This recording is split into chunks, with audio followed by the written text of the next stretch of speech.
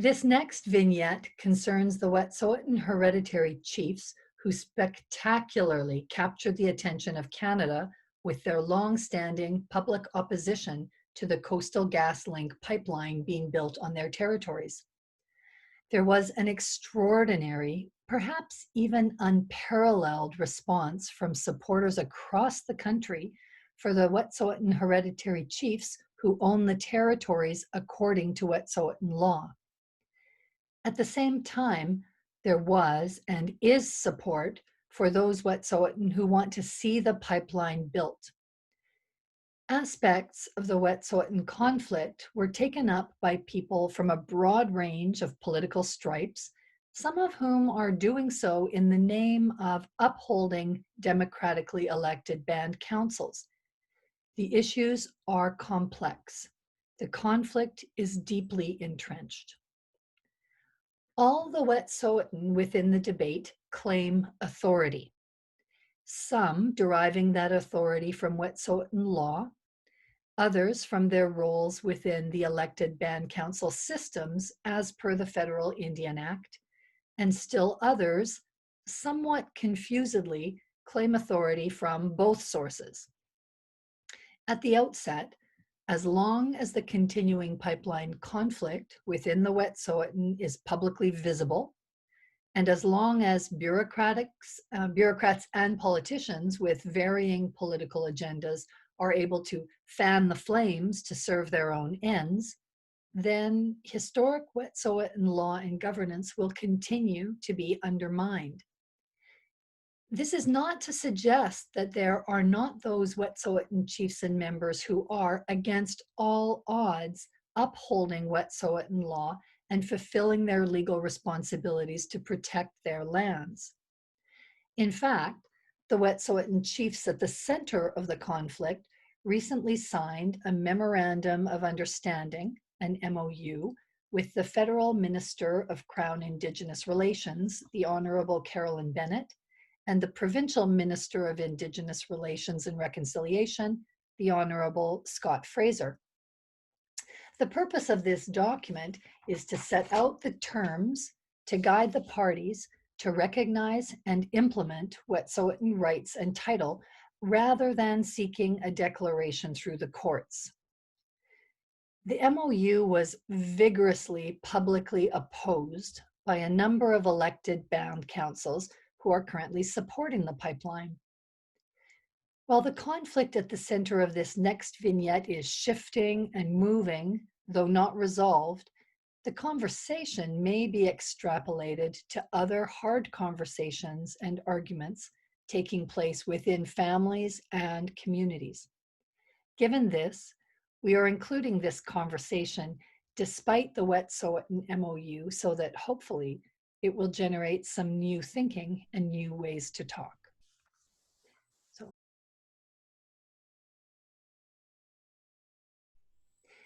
Maria and her cousin Charlie are in her living room, kicking back after dinner. Charlie has just returned from his many extensive travels. He's lounging on the sofa, which is too short for his tall frame, leaving his legs to dangle over one end.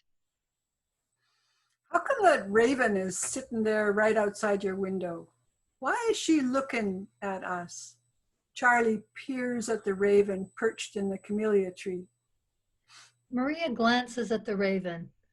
Well, she often comes around. I think she listens in on conversations that interest her. Charlie lays back. I took some chili down to the protesters supporting the Wet'suwet'en at the legislature last night. It felt so good to see all those young people standing up to government and corporate oppression. Maria has her feet up. I'm so conflicted about that situation. I hate the way the issues are reduced to like a false dichotomy between the hereditary chiefs and the elected band councils. Every Wet'suwet'en person is born into his or her mother's kin group. They're all part of the Wet'suwet'en system, which includes all the band councilors.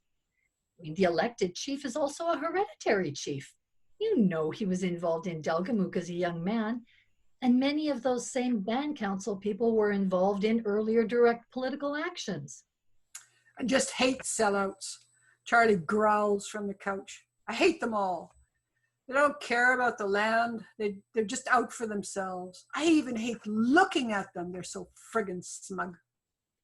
Maria is watching Charlie and she's taken aback at his vehemence, but she's determined to keep her cool. Well, the problem is the way Wet'suwet'en law is just declared by everybody. I mean, what's legal here according to Wet'suwet'en law? Well, of course they would be legally obligated to protect their territories, but where are the consultation and inclusion obligations according to Wet'suwet'en law? I mean, the most important conversations are among the Wet'suwet'en. So Canada, the companies, and the protesters should just get out of the way. Charlie's voice rises just a tiny bit. What are people supposed to do? Do nothing while the land continues to be destroyed? While the animals lose more habitat? While the water is polluted? While the RCMP violates Indigenous protesters' civil rights? Maria raises her voice a little too. Hey, just because I'm asking questions doesn't mean I support the government or oil companies or the RCMP here. I'm just disagreeing with the too simple story that's being told about Indigenous law and about Indigenous people, as if everything can be reduced to a narrative about good and evil. Who should be involved in decisions about kinships, groups, lands? What are the legitimate legal processes of reasoning and the institutions through which Indigenous law operates to solve problems and manage conflict? I mean, every once in a while, there are glimpses of Wet'suwet'en law as law, but the conversations, they're so flattened. And despite the polarized media portrayals, we can see there are actually pretty good communication lines among the Wet'suwet'en, but that's ignored by everybody, including the protesters. There's no time for all that now. That can be done later. The land has to be protected now. Charlie gets up and starts pacing around the room. What is going on now just proves that so-called reconciliation and democracy are a farce. Maria exhales heavily. Look, let me be clear. I have the greatest respect for those folks out on the land, especially those that have been out there for the last decade. But if we can't talk about the hard questions now, even between you and me, well, when can we? The way this protest is playing out is actually perpetuating the anti-intellectualism that is sadly becoming part of Canada, including part of Indigenous politics. Maria gets up and puts another log on the fire. Geez, Maria, you keep making it too complicated. People don't want to think.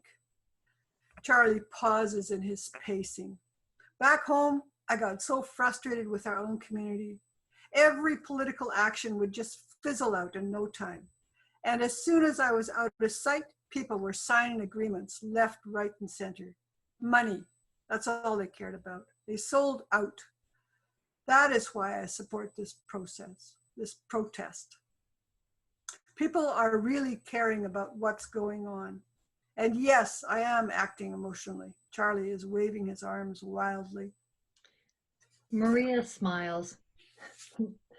There was this Dene elder who told me if there were a bunch of Crees in the room and a piece of paper blew in one window, they'd sign that paper before it blew out the other window. I don't know. Maybe some Crees would say the same thing about the Dene. So easy to categorize and dismiss each other, even in fun. She continues. I didn't say I don't support the protest. I said I was worried at the oversimplification of the disputes.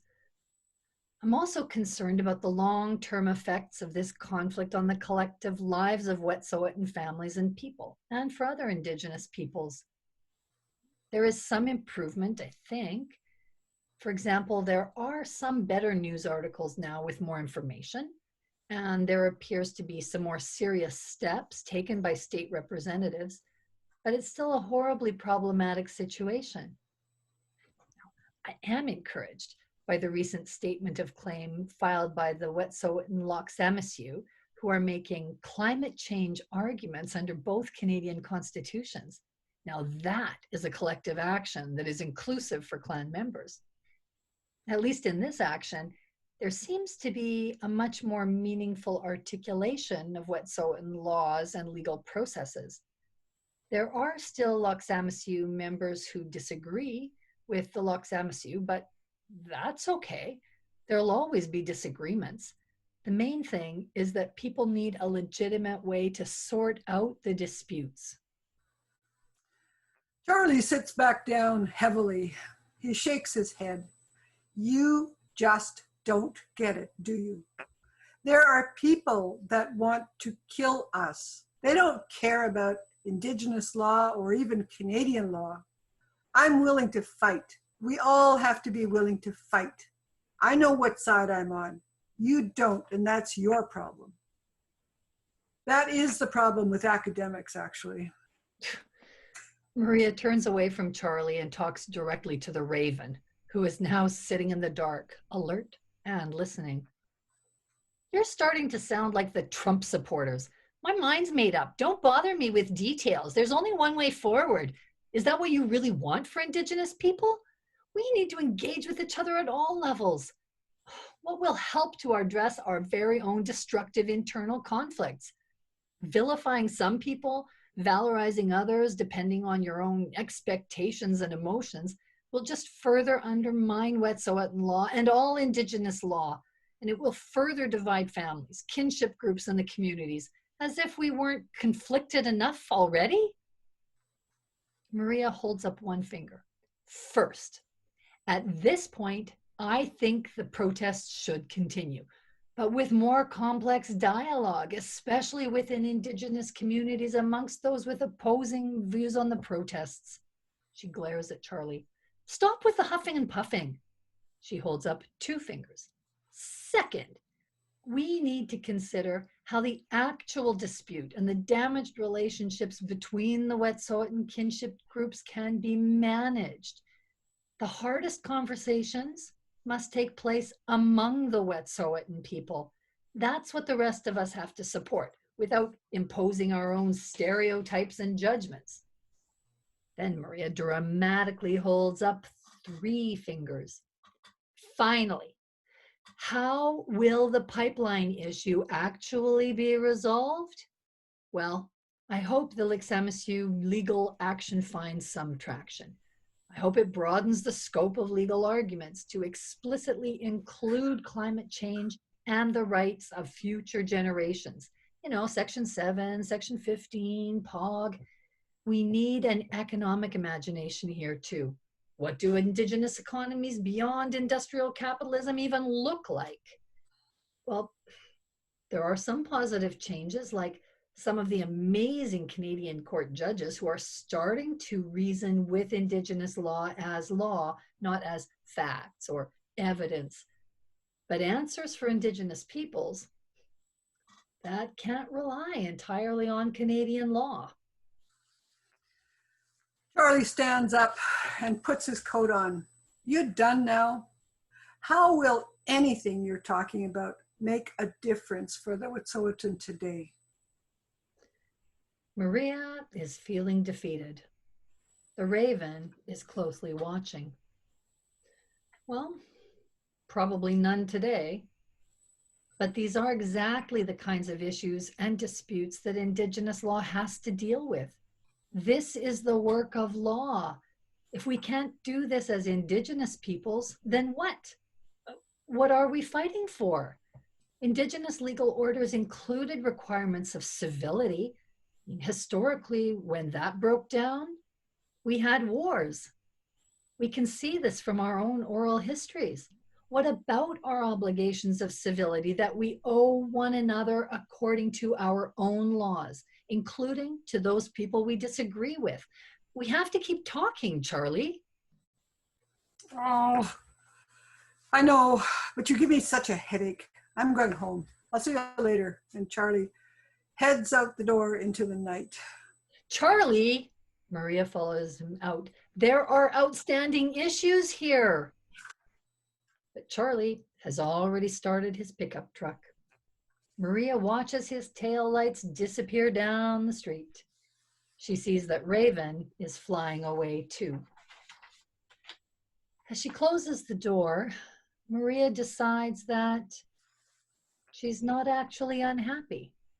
After all, at least a conversation has been started, and every conversation can be an exploration.